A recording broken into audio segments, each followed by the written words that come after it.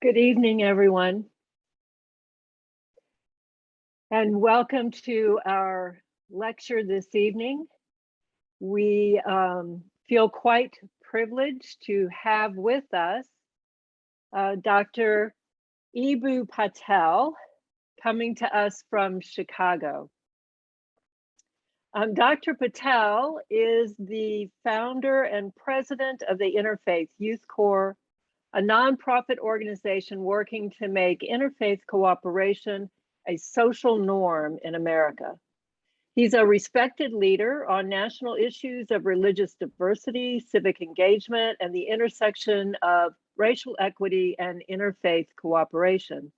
He's the author of several good books and dozens of articles. He's a frequent keynote speaker all over the country in all kinds of venues and settings. He served on President Obama's inaugural Faith Council. Just want to highlight the names of his books because I'm sure you'll want to rush right over to Amazon after this is over and purchase them if you have not already. The titles are Acts of Faith, The Story of an American Muslim, The Struggle for the Soul of a Generation, Sacred Ground, Pluralism, Prejudice, and the Promise of America, Interfaith Leadership, a Primer, and Out of Many Faiths, Religious Diversity and the American Promise. He has appeared in the New York Times, the Washington Post, the National Public Radio, PBS, and he publishes a blog, Conversations on Diversity. Eboo holds a doctorate in the sociology of religion from Oxford University, where he studied on a Rhodes Scholarship, and he's received numerous awards and honorary degrees. The title of tonight's lecture is We Need to Build Field Notes for Diverse Democracy. I realize I failed to introduce myself as I began. I am Jean Haft. I'm the Vice President of Academic Affairs and the Dean here at St. Paul. I want to say that I heard Dr. Patel for the first time this morning in a forum that he did with our students. And I would say he was one of the most inspiring presentations that I've heard in a very long time. So I know that you will appreciate his words this evening. He is going to give us a presentation, fairly brief, I think, and then we will have a good amount of time for questions, and I will be moderating those questions. So if you, as you think of questions while he's speaking, if you write them down and are prepared to put them in the chat, and I'll give some more instruction when we get to that time. But will you join me in welcoming Dr. Eboo Patel? Good evening, everyone. Assalamu alaikum, peace be upon you. Bismillah ar-Rahman ar-Rahim, in the name of God, the all-merciful, the ever-merciful. Thank you so much for that introduction, Dean Haft. I have to say that at the beginning of 2020, just 18, 20 short months ago, it was never my goal to try to be inspiring over Zoom.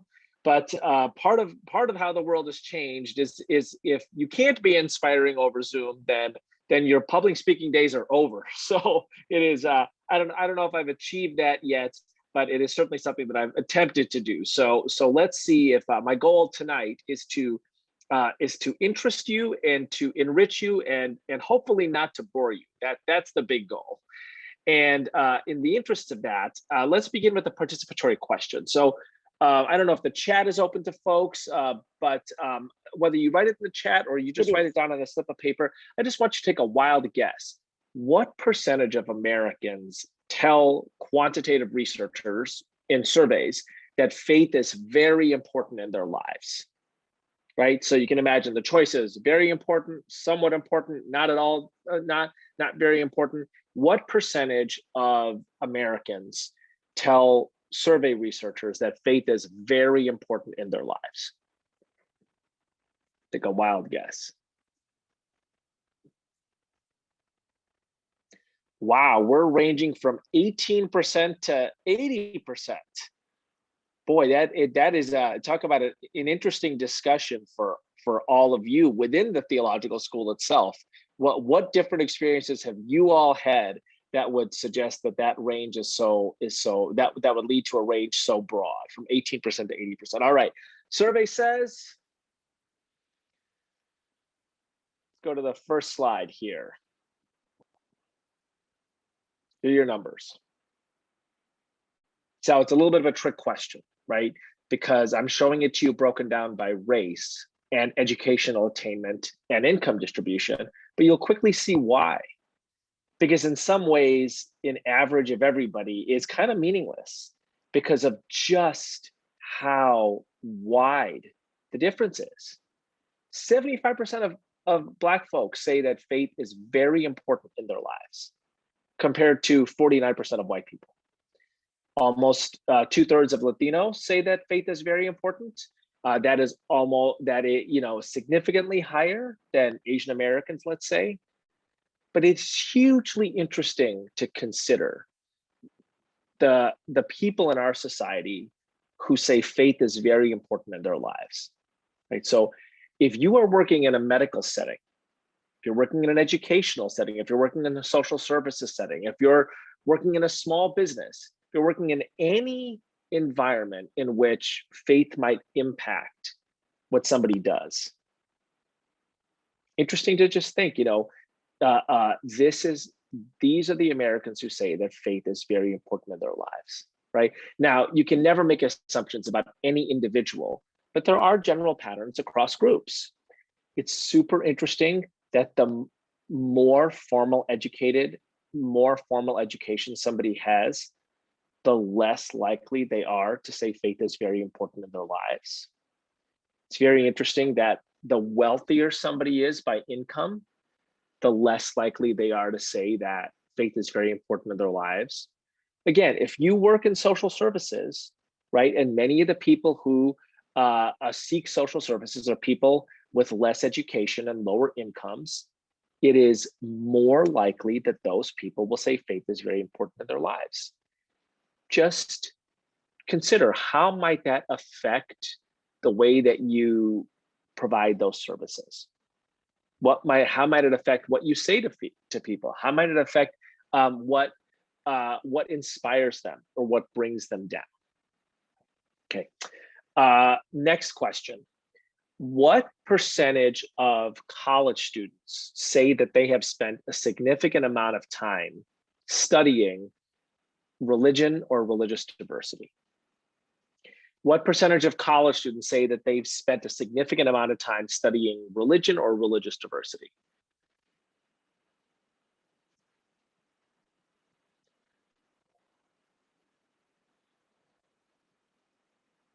All right, we're ranging from 3% to 60% on this one. Again, super interesting, right? Where do our assumptions, based on what experiences do these assumptions come from? All right, survey says, let's go to the next. So I'm gonna offer this to you in a little bit of a trick fashion again.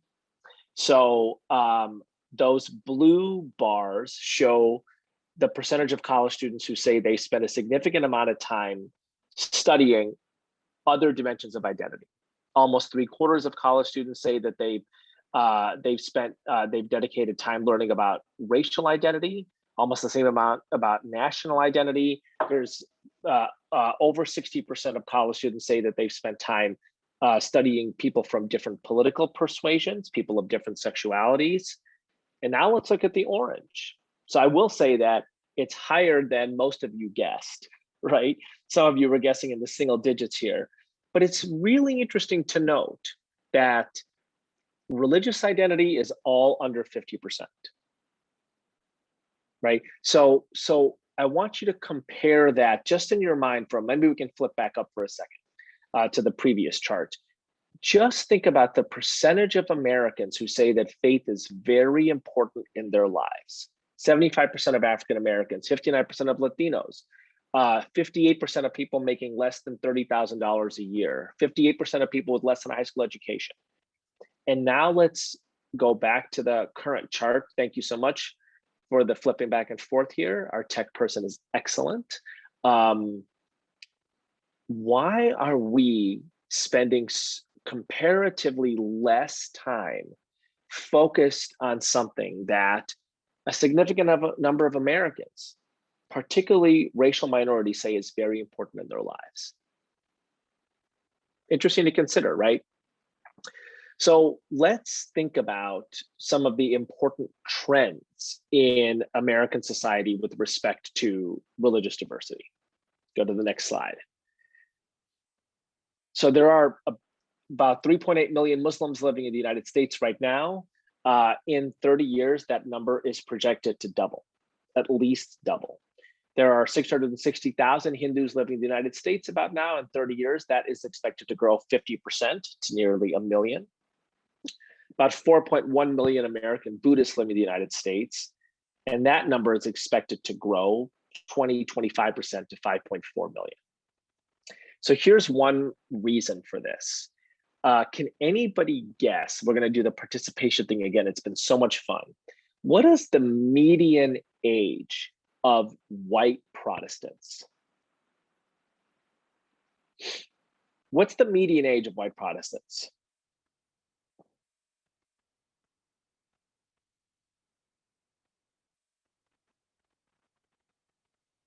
Okay, roughly in the mid-50s, correct. White mainline and evangelical Protestants, median age is in the 50s. What's the median age of Muslims, Hindus, and Buddhists?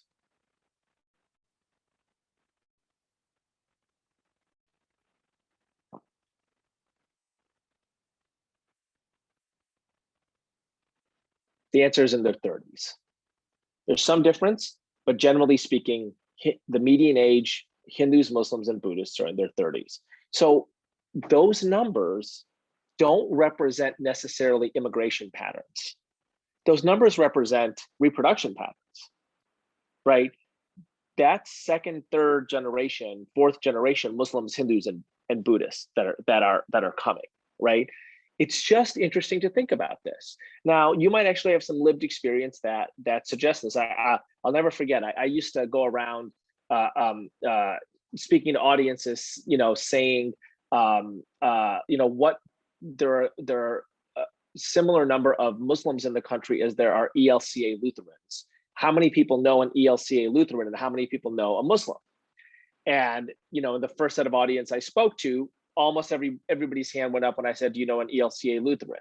And almost nobody's hand went up when I said, do you know a Muslim? Well, I did the freshman convocation address at DePaul University a few years back, and nobody knew an ELCA Lutheran. No hand went up. But everybody knew a Muslim, like literally all the hands. And my entire speech had been designed for nobody knowing a Muslim and everybody knowing an ELCA Lutheran. It gives you a sense of the populations I spoke to as the founder of a youth organization some years back, right? If you want to build a youth organization, go talk to a bunch of adults. That's the secret to growing a youth organization. But it is very interesting. It is a tell on, of course, if there's a bunch of younger Muslims, it's a bunch of younger Americans are likely to have Muslim friends, right? This is a snapshot into the future of the American religious landscape right there.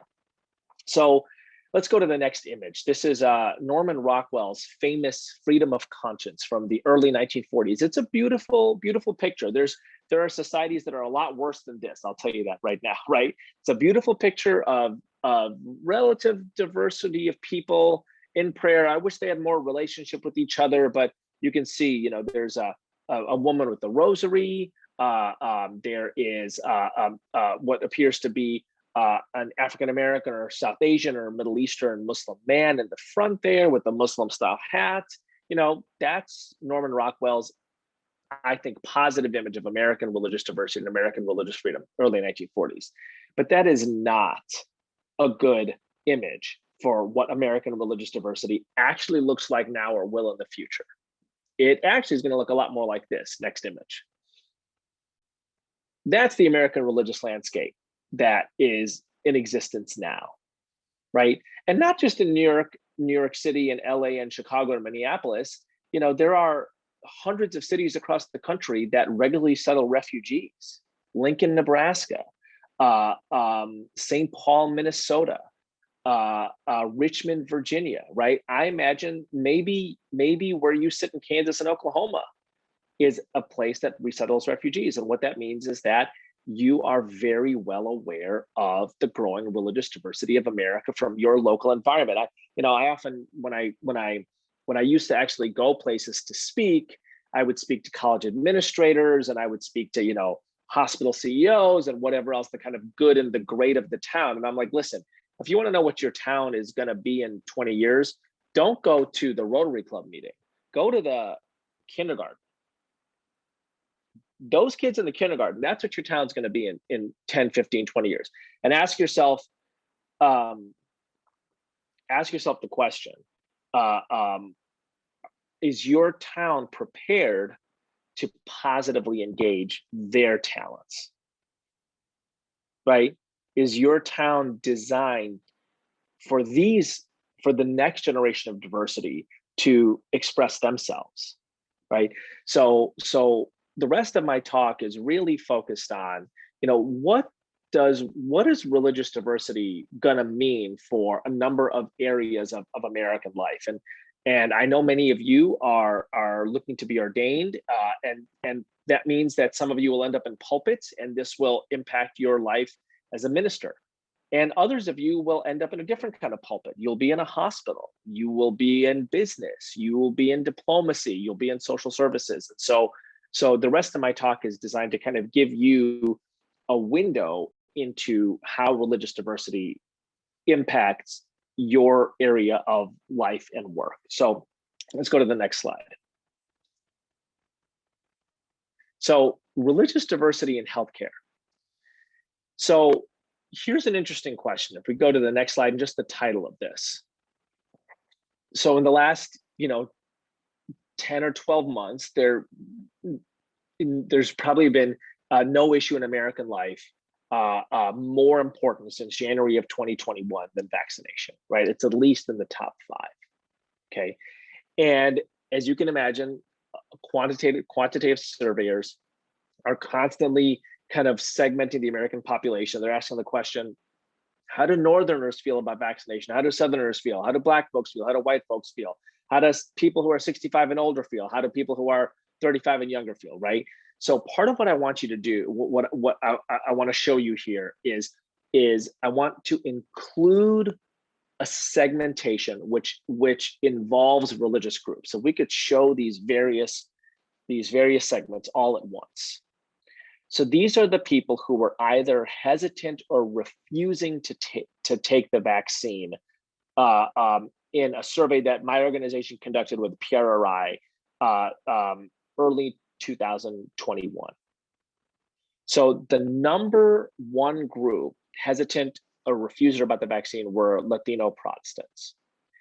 The number 3 group were a variety of Protestants of color.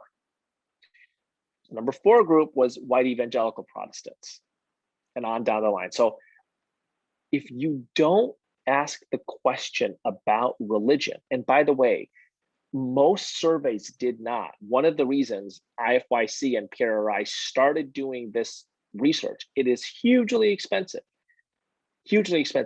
was because we looked around and all of these like high quality survey outfits on health, like the Kaiser Family Foundation, they were not asking about religion. Think about how much you miss if you don't know that literally the most vaccine hesitant and refuser group in America are Latino Protestants. And in the top 5, 3 of the top 5 are religiously oriented groups, right? If you don't pay attention to religion in American life, in American healthcare, you miss a lot. And not only do you miss something descriptive about the landscape, you also miss ways that you might make a positive intervention. I am very pro-vaccine, and so I think of a positive intervention as something that facilitates vaccination. So let's go to the next slide. So how do you encourage people who are vaccine hesitant or vaccine refusers to consider and ultimately get the vaccine? So it turns out that faith-based approaches can be highly effective with diverse religious groups. So this is no longer just descriptive. I'm no longer just saying, man, how do we get those white evangelicals? How do we get those Hispanic Protestants? How do we get those, Mormons to get vaccinated? I am now saying, I know, based on survey research, how to encourage these folks. What is a faith-based approach? It's when a pastor includes positive information about the vaccine or an encouragement in her sermon. It's when a priest hosts an information session or a vaccination clinic in his church. That's what a faith-based approach is, right? Look how effective it is. With white evangelical Protestants who say they are vaccine hesitant, 38% say that they might be persuaded by some kind of a faith-based approach. They got an email or a phone call from their pastor, right? 47% who go to church say they would be persuaded. If you are hesitant about the vaccine, you go to church and your pastor talks about it as something that is biblical. Half of white evangelical Protestants say that they would reconsider. That's a big deal, right? If you work in American healthcare and you do not pay attention to people's religious identities, you miss a lot of what's happening and you miss a lot of what you can do to improve things. That's the lesson of this, right? And I'm just giving you kind of a taster. I'm just giving you a bit of a taster, but my big point here is we have to have eyes that see religious identity and diversity, and we have to have the kind of comfort and confidence and skill set to lean into this, right? Okay, next slide. What about religious diversity in business? Okay, so this is actually quite striking. If we go to the next slide.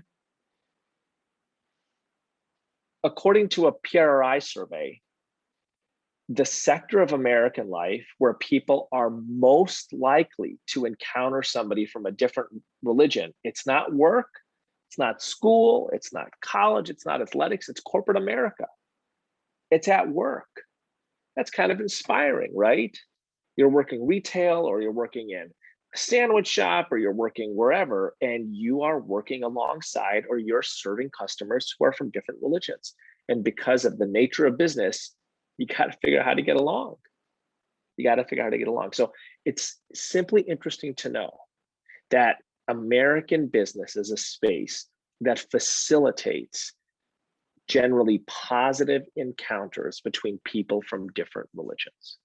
I mean, you think about it, like, and I'm serious about this. You open a diner, that's a space of ministry in a way, right? You can set up that diner so it facilitates positive interactions between people from different backgrounds, including different religions. Next slide. It's my friend Scott Page at the University of Michigan who wrote a great book called The Diversity Bonus. He points out that diversity is a justice issue, but it's also an issue of organizational strength. It says that teams with diverse members usually have more productive outcomes than homogenous teams, right? And if you're working in a workplace, building teams is what you do if you're a manager in a workplace, whether you're working in consulting or retail or manufacturing, you're building teams. And it's a way to think about ministry, right? Can you build a religiously diverse, racially diverse, geographically diverse team that gets you better outcomes? Well, that takes a radar screen. It takes a knowledge base. It takes a skill set. At the very least, it just takes paying attention. It just takes paying attention. There are some traps when it comes to issues of religious diversity in business. Traps is not quite the right word. There are some cautions and hazards. I want to go to the next slide and tell you what I find is a striking case. So this is Samantha Al-Hoof. She is a self-described fashionista, grew up in Tulsa, Oklahoma. And in the early 2000s, she walks into her local Abercrombie & Fitch in a mall in Tulsa. She's seeking a job. She gets rated very highly in her job interview, but she's got, this head covering. and the hiring manager doesn't know what to do with her, right? Head coverings are against Abercrombie and Fitch's what they call their look policy. They're a fashion house. They're a fashion retailer, right? They get to have a look policy. It just so happens that their look policy, and be a little snide here, excluded like 700 million people, right? So the hiring manager doesn't know what to do with Samantha Alhoof. So she goes to the regional manager, and the regional manager says, well, you had to downgrade her application because her whatever it was that she was wearing doesn't abide by the look policy. So the whatever it was she was wearing is actually something similar along the lines of the statement that he made. Samantha Alhoof went to the EEOC, the Equal Employment Opportunity Commission, and sued based on religious discrimination. And Abercrombie's defense was Samantha had never told them that what she was wearing on her head was religious attire. They were not discriminating because they just didn't know. They just figured it was her style. Had nothing to do with religion. They didn't know what it had to do with. It just didn't abide by their look policy. And here's what the Supreme Court said. Religious practice is one of the protected characteristics that cannot be accorded disparate treatment and must be accommodated. So Scalia writes this opinion, and he says it doesn't matter according to the law. This is based on the Civil Rights Act of 1964, Title VII, I believe. Doesn't matter that Abercrombie didn't know or claims they didn't know that it was religious attire. It was their responsibility to know. Doesn't matter that Samantha Alhoof didn't tell them. That's striking. That means if you're an American business, it is your responsibility. It is like literally a job requirement. It is required to be in business that you have basic religious literacy. That you know that when somebody with a turban is carrying around a small ceremonial dagger, the Sikh faith, it's called a kirpan, it's religious, right? You have to accommodate it, reasonable accommodation. That when somebody is wearing a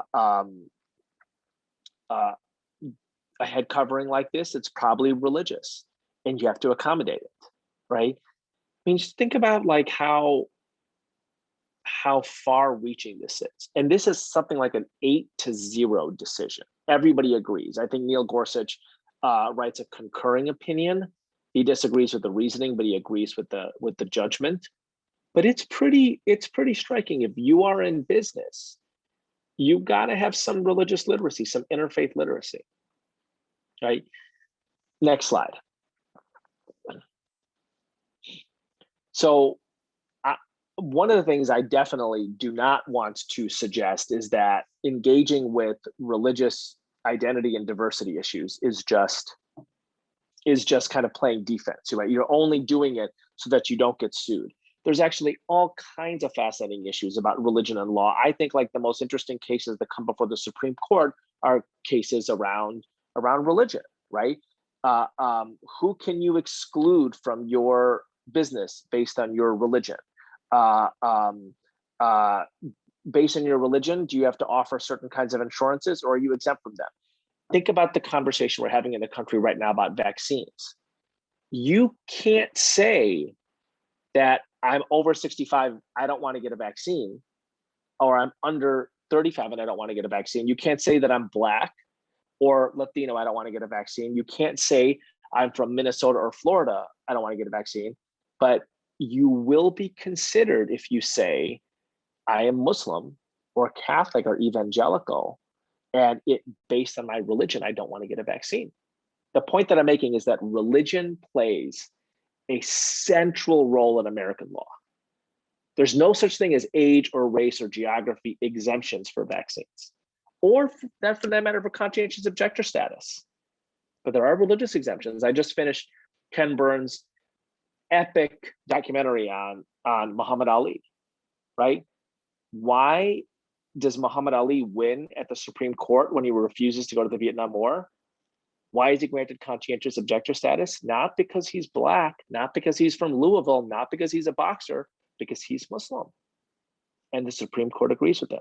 The point that I am making is religious identity plays a central role in American law in a way that other identities don't play that same role. There's specific laws generated for different racial groups, different genders, different gender identities, different sexualities. All of that's important.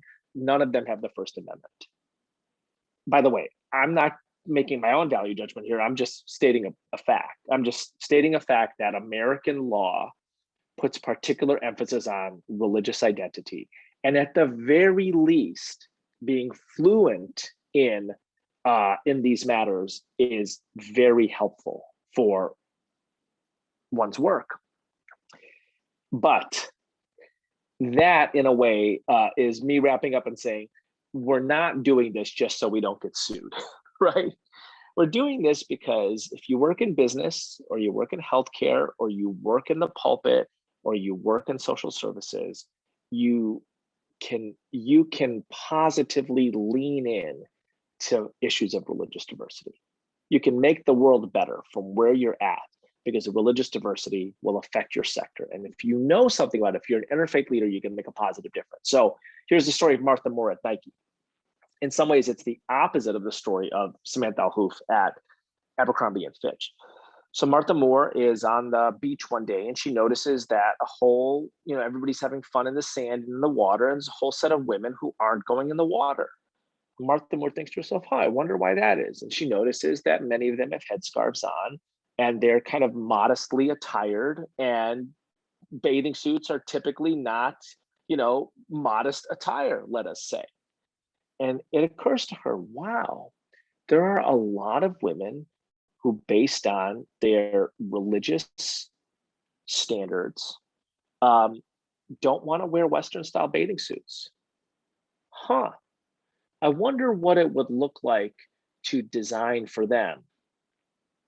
Just so happens I work at the leading sportswear company in the world. Let's go try to do this. And that's where Nike Victory Wear comes from. And it's been worn by Olympic medalists, and it's been worn by fashion models, and it's been worn by millions and millions of Muslim women, right? But that insight on the beach wasn't, boy, those people are weird. They don't want to go in the water.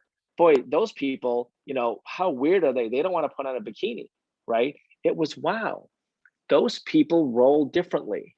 Let's include them. And let's include them from the perch where I sit. I design things for a living. Let's design for them, right? It's a great moment of inclusion. It's also not a bad business decision, right? There are 1.5 billion Muslims in the world.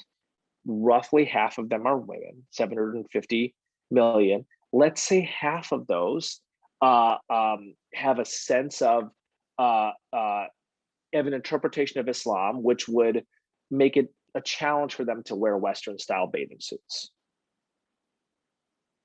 That's a pretty big market you're dealing with there. 350 roughly odd million women, right? I mean, I'm just kind of thumbnailing things here, but we're talking about lots and lots of people for who, since the advent of the bathing suit in the West, have probably not been included in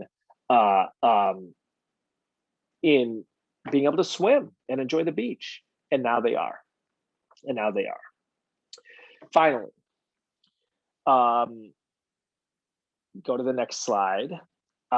Many of you will wind up in a pulpit, and many of you will wind up in social services, right? Many of you will wind up in social services. You will run homeless shelters and soup kitchens and senior housing and disaster relief agencies and refugee resettlement groups. I think it's awesome. So final participatory question for the final slide. What percentage of social services are run or funded by faith-based groups?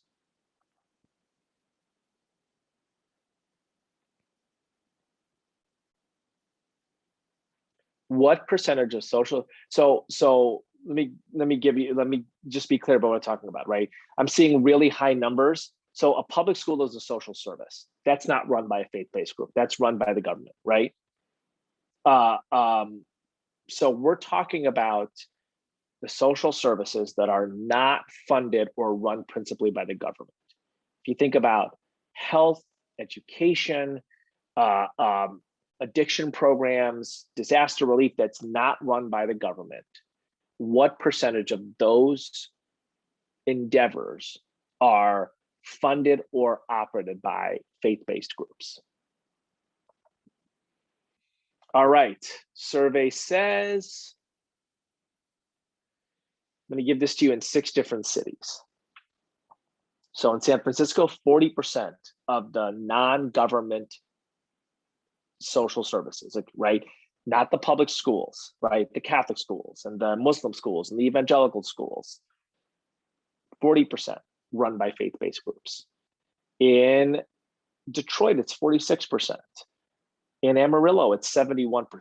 I want you to do this exercise for a second. Just imagine you woke up and all of the faith-based institutions in your city disappeared. What would be gone? Like look around, like think about it, like which hospitals would just evaporate? Which schools would just evaporate, right?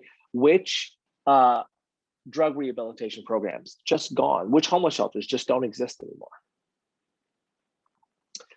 So there are over 300,000 congregations in the United States. In those 300,000 congregations, 130,000 congregations run alcohol and drug recovery programs. 120,000 congregations run employment training programs. Over 25,000 faith groups are involved in some type of AIDS ministry. There's a reasonable chance that you work in one of these over the course of your career. Every single one of you will work with some of these, right? If you're dealing in a tornado or a hurricane, you're going to be, the people who show up first literally are the Southern Baptists. You may or may not like the politics, but they will, whether you're atheist or Zoroastrian, whether you're a socialist or an anarchist, they will show up and cook you a warm meal. By the way, the Southern Baptists have more trained volunteers than the Red Cross, right? Consider, as America gets more religiously diverse, there will be more Hindu disaster relief organizations, there will be more Muslim refugee resettlement organizations, there will be more Buddhist homeless shelters. What a wonderful world. What does it mean to be prepared for it? Thank you.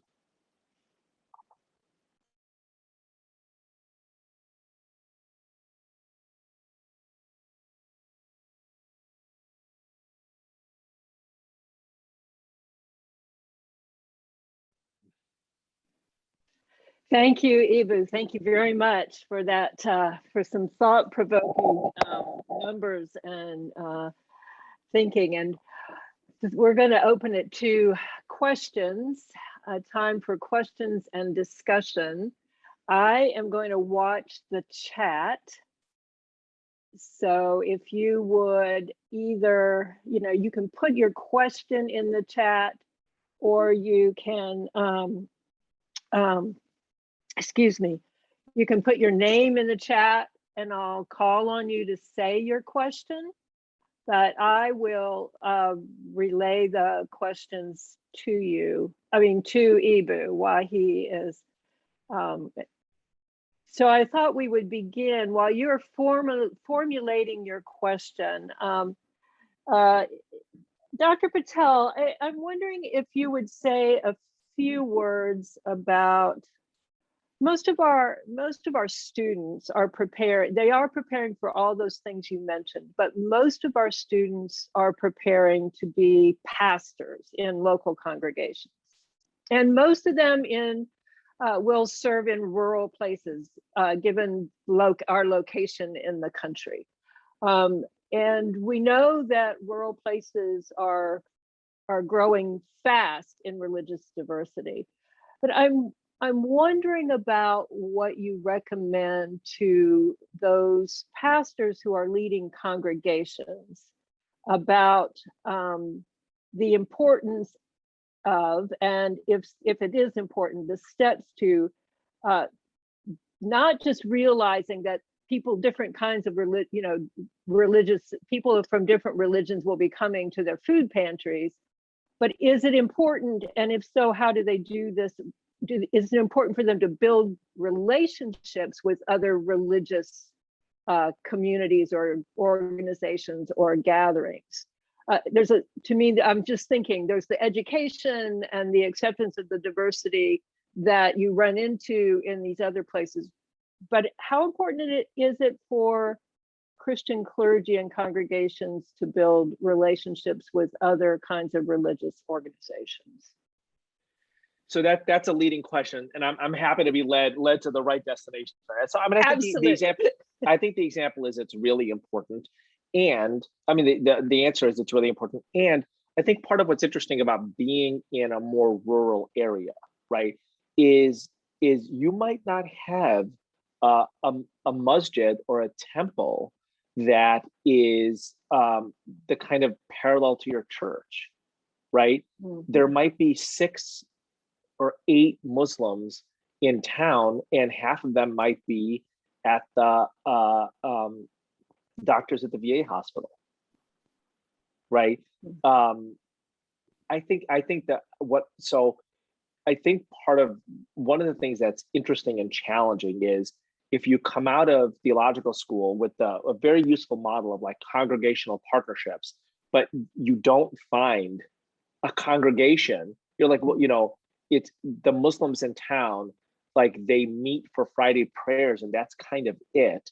And the imam is like a full-time insurance salesman and doesn't have time to like, organize the kind of things that you do because he's not paid full-time in the same way. What do you do, right? So I would say these are the kinds of steps you want to take. Number one is you want to have a radar screen for religious diversity, right? You want to be able to pay attention to the things that are happening that are off the radar screen of the Rotary Club, so to speak. By the way, I love Rotary Clubs, right?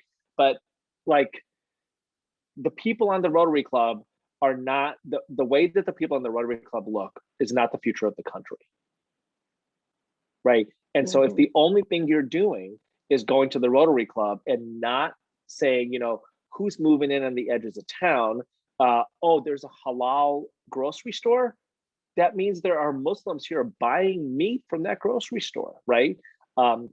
There's a new small Indian street food cart. I wonder who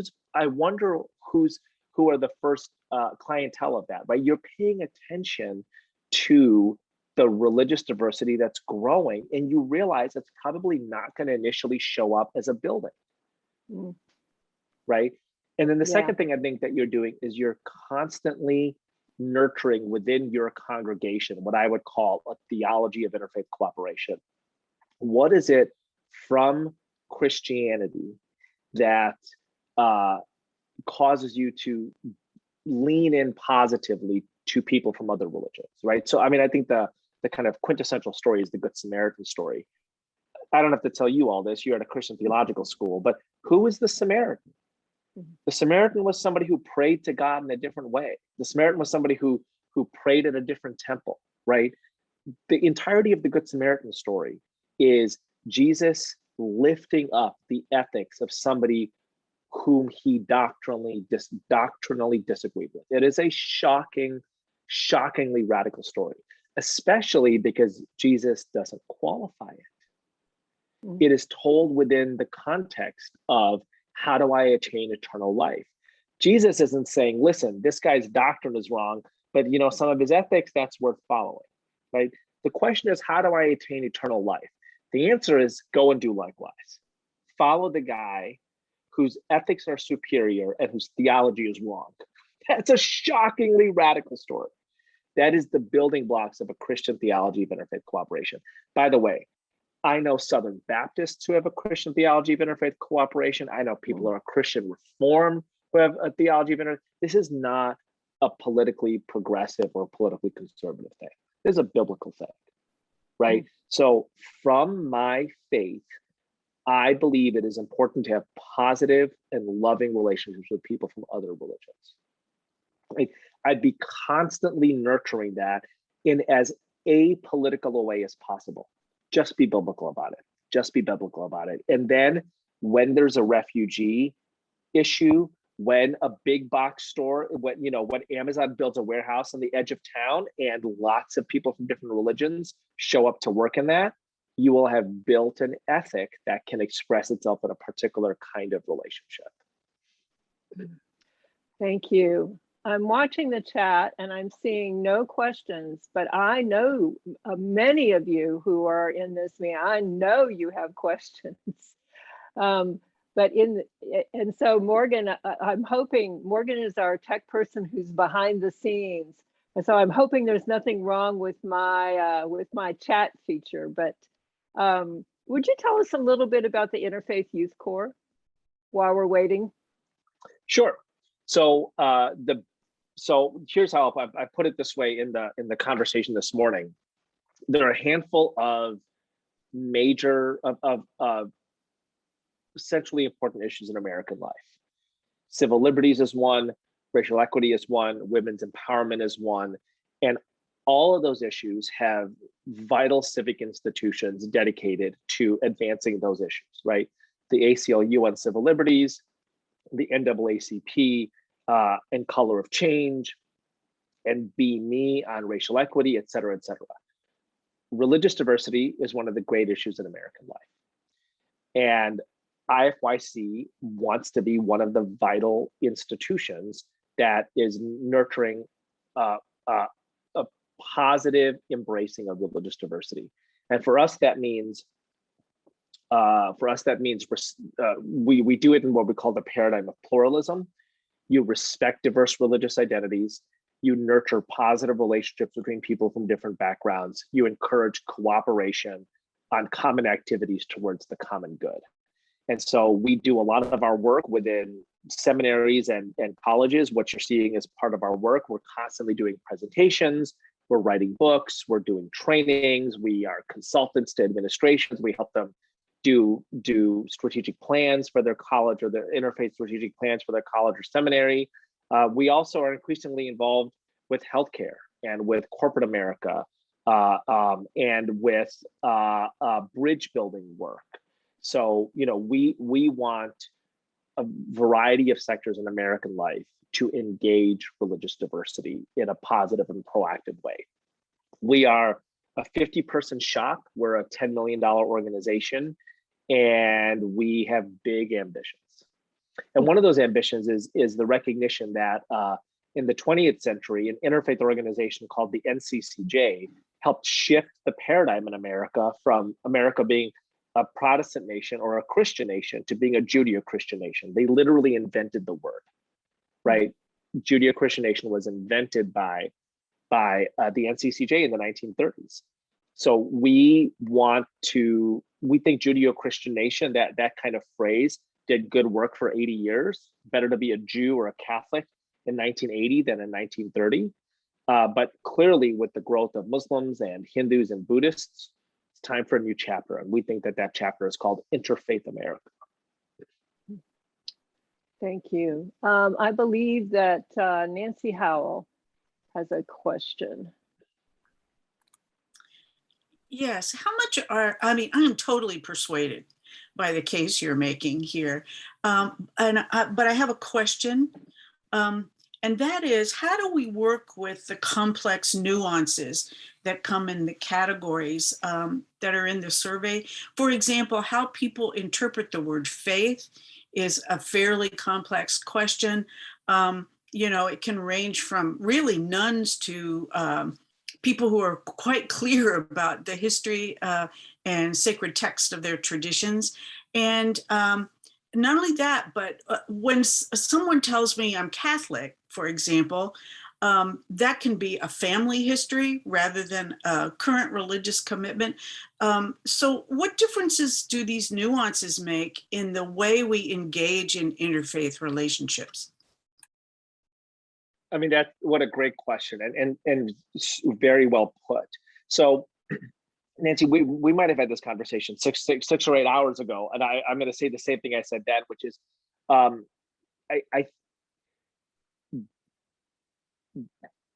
the study of world religions is very important, and it is not a substitute for the study of the complexities of real people, right? So to know the 5 pillars of Islam, even to read the Quran in Arabic, et cetera, to know the Hadith, et cetera, that is not the same thing as being able to get along with the Muslims next door. And Muslims are in some ways a lot more complicated than Islam is. And I'm not saying that the study of Islam or the study of world religions or the study of systems isn't important. I am saying that, as you can tell in my presentation, I'm giving examples of real world challenges and opportunities with real world people, right? So it's the leadership of the Church of Leadership of Jesus Christ of Latter-day Saints, and it is a very hierarchical body, right? It is a leader-led body. It's not like Protestants, right? It is the leader of the Mormon Church is almost like the Pope in that religion. He's the interpreter of the religion to his followers. And yet lots of Mormons will claim that their religion is preventing them from taking the vaccine. So that's a complexity. You cannot understand that by simply reading about systematic, about the system, the theological system of the Mormon tradition. You have to understand the cultural context at play, that Mormons are historically Republican, and that this is involved in Republican politics, and it's involved in probably racial divides, et cetera, et cetera. So the point that I'm making is probably precisely the point that you want me to make. And my guess is we're on the same page here, Nancy, is that I think what a seminary or theological school has to do is to prepare its graduates to deal with people and communities, not systems, right? And the way I put it this morning is that Muslims are not walking Islams. Christians are not walking Christianities, right? This doesn't mean that the study of theology, of history, of things that lead up to systems aren't important. It just means it is not a substitute for having the knowledge base and skills to engage positively with people. So if you're part of a local health department in an area of the country in which there are lots of evangelical Protestants from a variety of races who are vaccine hesitant or refuser, you got to realize this is probably not about religion, but religion is a tool to encourage people towards the vaccine, right? And that is and by the way, the wrong thing to do is to show up quoting Bible verses, right? So that's a really complex everyday challenge that literally tens of thousands of heroic healthcare professionals are facing, and like heroic community ambassadors are facing, right? And reading and knowing the Bible is helpful, but it's only one tool in a very complicated toolkit. Thank you. Eboo, we have a question from John. I'm sorry if I don't say your name correctly, John Lurve. And John, I'm not sure I understand the question, so we may ask you for some more clarification. Do you see that different religions have different resistance to the secular? Eboo? That's super interesting. Yeah.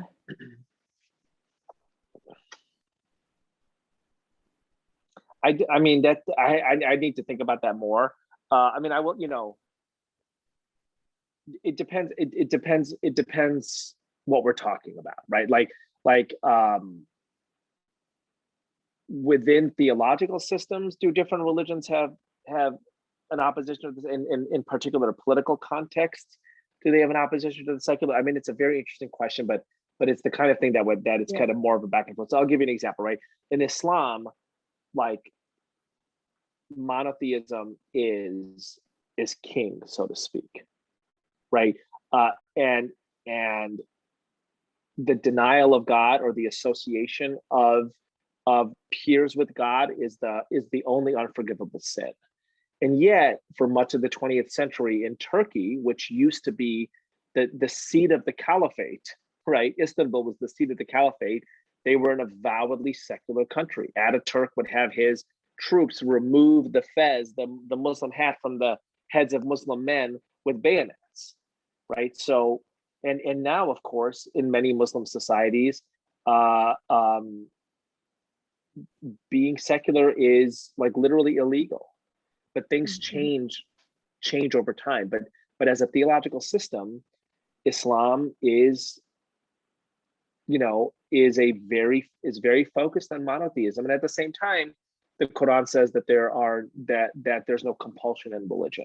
So that's just one kind of window into the complexity of an important question like that. I just did my job as an intellectual. I made a complex question even more complex by my answer. Thank you. Let's go to the next question about social media from Casey Sigmund, one of our faculty. If in the 20 years you've been doing this work, you've noticed any changes out of the shifts in techno culture. So how's that affected things? Is it more difficult to cultivate these skills? Is it easier? Have you seen any impact? I mean, massive impact, right? There's been a massive impact. I think it's like, what is it that I love about religious communities? They think in centuries. Somebody's like, what do you think of the Protestant Revolution? Catholic priest was like, I don't know, ask the church in 1,000 years,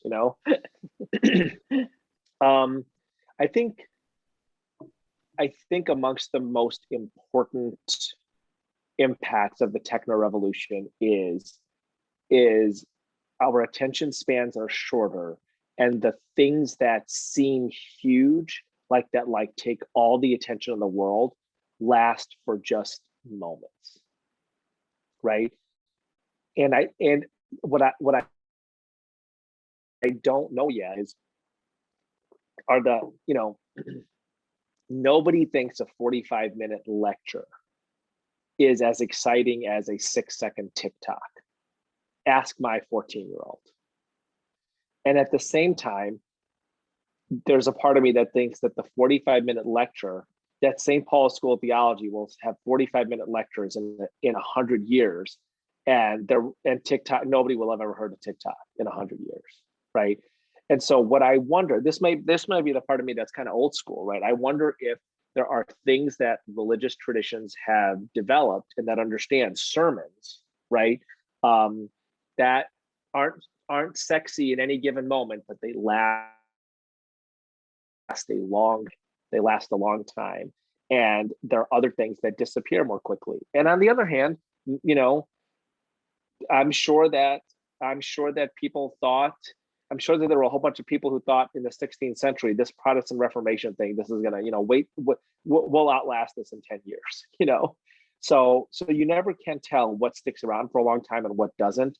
But I do think that what faith communities are very good at is formation and community. How do you keep on doing what you do well and expand to learn from culture, right? I think it's a really tricky balance. And honestly, I think that a lot of it is guesswork. I think a lot of it is guesswork.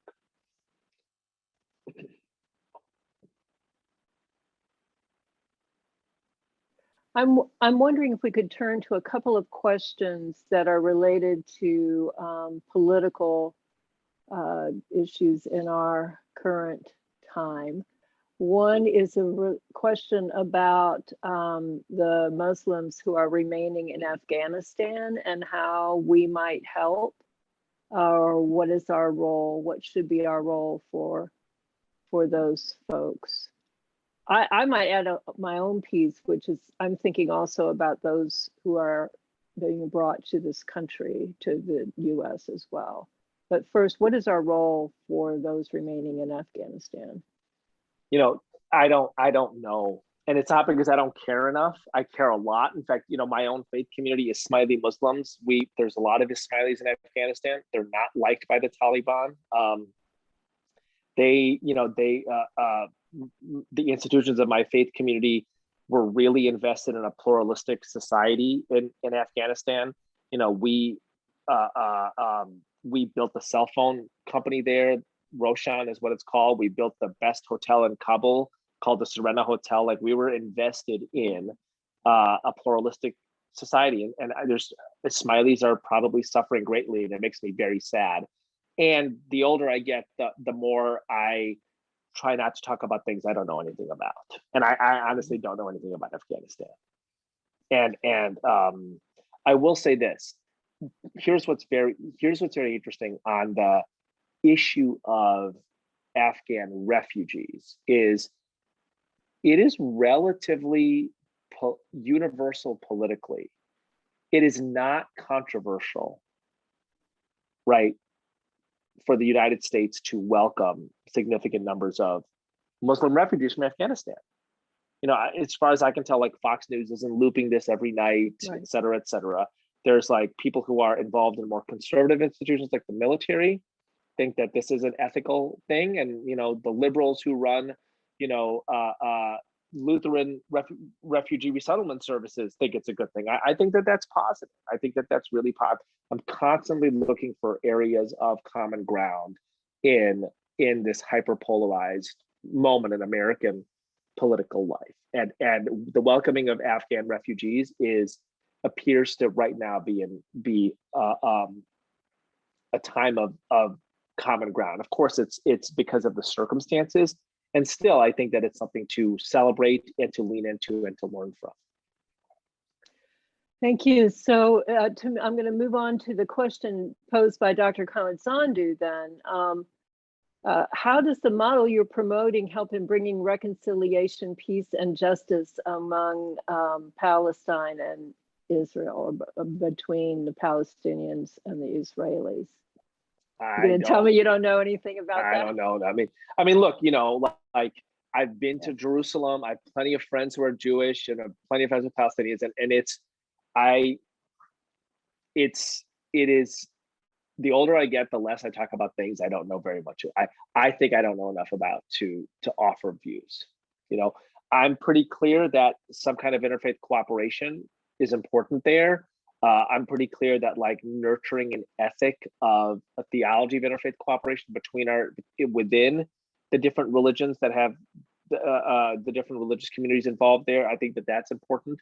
I think that in America, we have an important opportunity to show that it's not inevitable that Jews and Muslims, or that Jews and Arabs are at odds with each other. I think that one of the greatest forces towards conflict is this sense of inevitability, and I love that. I love when we can interrupt that by different narratives. But IFYC used to run a lot of international projects in East Africa, in Northern Ireland, in the Middle East, in India. And honestly, when we became more serious as an organization, we pulled out of all of those. I remember making a phone call to the State Department where we told them we were giving back several $100,000 for a project that we were running in the western part of India. And the woman, the person who had given us the grant was like, I don't think this has ever happened before. Why are you giving me the money back? Are you not doing a good job? And I'm like, no, we're like doing what we told you we would do. We just realized we don't know enough about India to engage in something as volatile as engaging religious identity.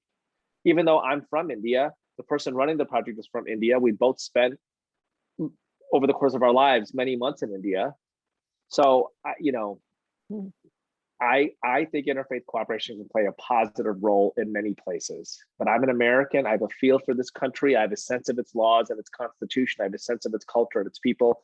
It's here that I think I have the best. I have the most local knowledge, so to speak, to advise and to intervene. You talk about religion the wrong way elsewhere, and people get killed. Yeah.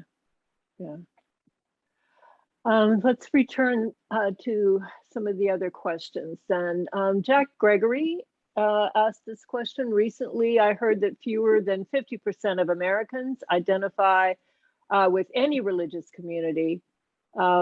Is this true? Is this false? Certainly our country is becoming more diverse, but if the largest population are the nones, the N-O-N-E-S, what does this mean? And then he says that he affirms your presentation with an exclamation point. So, but he's talking about the nuns, right? I prefer to be affirmed than opposed, so I'm grateful for that. Thank you. So it's actually, so the first chart, I would direct you back to the first chart, right? The percentage of Americans who say that religion is important in their lives by different race, education, and income groups. I think what's interesting, of course, is what counts as being religious. Does belonging to a faith community count? Does praying before a test count? Does praying before an operation count? I think what is absolutely true is that fewer Americans are part of religious communities in what we would think of as kind of a regular and physical way. And I think that is going to have a profound effect on American civil society. So all of those congregation-based, disaster relief organizations and employment training programs and drug recovery programs, all of that is run by people out of faith. You got to have people who go to church to show up to run the soup kitchen or the homeless shelter. If you don't have people who go to church, you can't run those anymore, right? So it doesn't matter if you have lots of people who say grace before a meal or pray before an operation. If they don't go to church and volunteer at the soup kitchen, you can't have a soup kitchen anymore.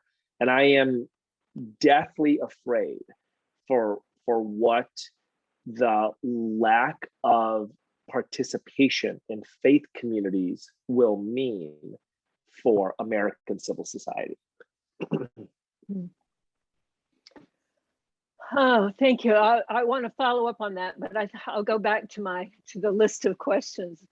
I want to welcome the group from Milwaukee, Wisconsin, who are joining us.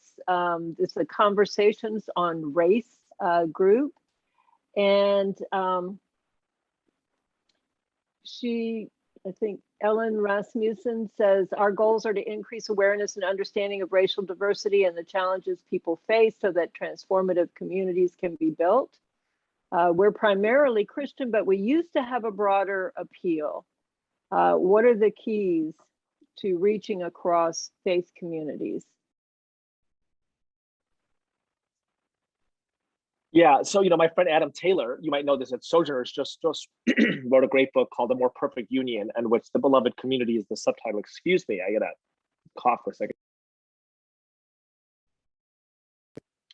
I think that's an interesting question you raise. My sense is that there were language and phrases which were powerful in earlier parts of the 20th century that don't have the same familiarity now. So it might be interesting to redefine. I still love the term beloved community. I still use it a lot. I'm deeply immersed in the writings of Dr. King, who of course popularized that phrase. What does it look like? The outreach might have to be more proactive, right? The activities might have to become more diverse. I don't think that there are easy answers to the question of how we grow participation in faith-based endeavors that seek to serve civil society. I don't think there are easy answers. I do think what we can do is to, as we find activities and language and approaches that resonate, I think we can share our secrets, but there are no easy answers for these challenges. I would, centering this in theology, in the discussions at seminaries and theological schools, I think is really interesting and important, right? Like Like,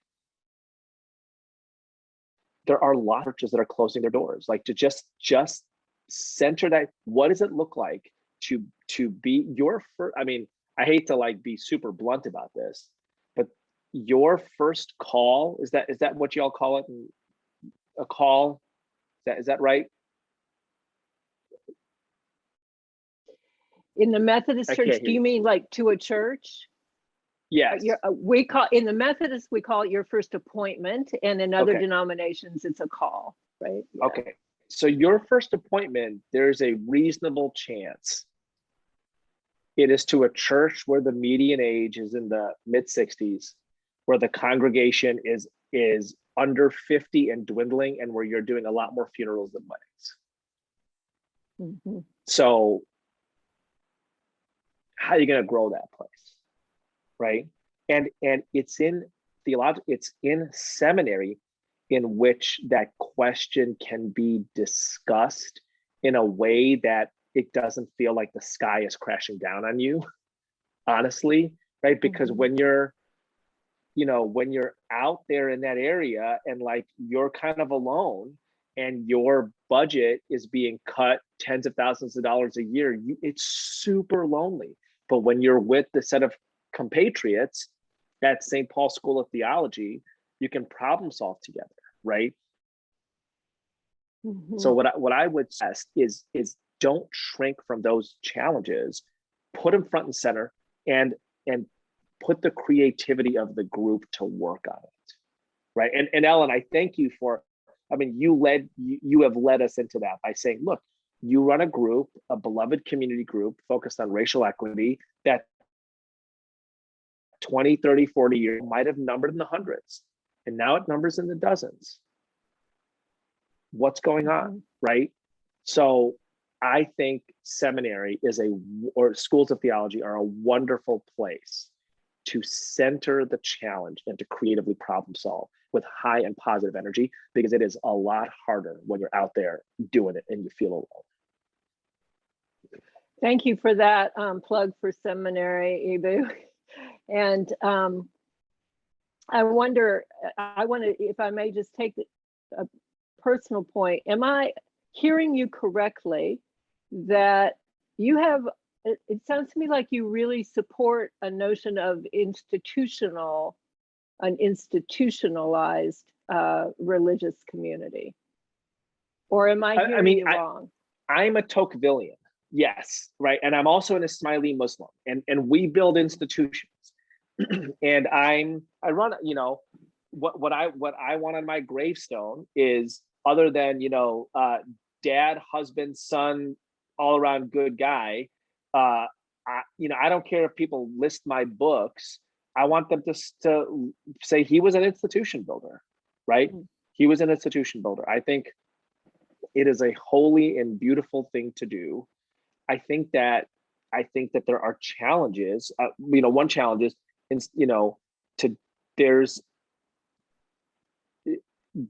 there are logics that occur within institutions that feel stultified, bureaucratic, and there's a challenge to that, right? But I think that the beautiful thing about an institution is it's a group of people doing something together for the next generation that is not about them, doesn't have their name on it, has St. Paul's name on it, right? Mm-hmm. Right. And I think that that's a beautiful thing. I think it's a beautiful thing when group, it is, Peter Berger says institutions are patterns of activity. They are collections of people that promote patterns of activity. And I would add, with the next generation principally in mind, right? How do you do that in a way that remains creative, that remains nimble, that it's true to its history, that doesn't get stuck in its own circular logics? I think all of that is really important. So I was driven nuts enough by institutions to want to start my own, but I love institutions enough to have stayed for 25 years. Uh-huh. Mm-hmm. Thank you. Okay, we're going to take this last question. And it's about the relationship of political, this is from Roger Grace, political affiliation and becoming or encouraging an interfaith. I mean, how does political affiliation affect interfaith cooperation? In terms of yes, yeah. it affects it a lot more than I wish that it would. So, Southern Baptists are largely Republican. Southern Baptists have more trained disaster relief volunteers than the Red Cross. If you are a Muslim or a Buddhist or an atheist or a Zoroastrian, and there's a tornado that hits your town, the first people to show up to help will be Southern Baptists, and they will be doing it for biblical reasons, and they will not care what religion you are when they serve you a hot meal. And the point that I am making is that I think interfaith cooperation should exist on the civic realm, not in the political realm. I happen to be theologically progressive and politically center-left, I would say.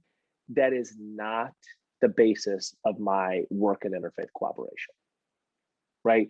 Note that I said, build your theology of interfaith cooperation, not on political leanings, but on biblical stuff. Talk about the Good Samaritan. Don't talk about who's in the White House, right? And I actually think it's a great danger if interfaith cooperation is dominated only by theological and political liberals. I think interfaith cooperation ought to be something like, it ought to be viewed as a great American and global endeavor that everybody has a stake in and everybody has a door that they can enter through. That's why I call it the civic.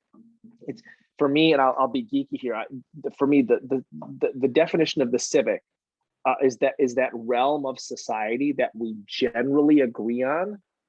Things like YMCAs is a great example of the civic. Athletic leagues are a great example of the civic, right? A lot of health and education is a great example of the civic. The things that summer camps are a great example of the civic, right? Sectors of our common life that we generally agree on and that tend to guide cooperative relationships between diverse people. So fire departments, volunteer, people don't say, I'm not going to fight a fire with you because you're from a different religion or you're from a different political party, right? We generally agree that fighting fires is a good thing to do, right? I would like us to be able to expand the realm of the civic, expand the realm of the kind of activities that we generally think are good things to do for our society, that people with different religions and political affiliations can come together on and do. I don't think that a single kind of political leaning dominating the space of interfaith cooperation is a positive thing for the long term. We have kept you a long time and kept you talking a lot. But before we conclude, I want to give you an opportunity to say anything more that you have wished you said and haven't had a chance to, or a question you wished we had asked you, because you have an answer ready that you want us to hear. Oh, that's what a great question. So here's what I'm going to do. I am going to read you. I just sent this to my editor for the. It is going to be the epigraph of my new book. I'm going to read you the epigraph of my new book for as my kind of sign off. It's from Walt Whitman. You ready for this? This is the best. You ready? Yeah. I speak the password primeval. I give the sign of democracy. By God, I will accept nothing which all cannot have their counterpart of on the same terms. So go give the sign of democracy, friends, and the sign of God. Thank you so much. And Morgan, if you'll give us a gallery view, we'll all express our appreciation. And let me appreciate Morgan, who did a great job on the tech on this. Thanks, everyone. And thank you, Eboo. Thank you so much.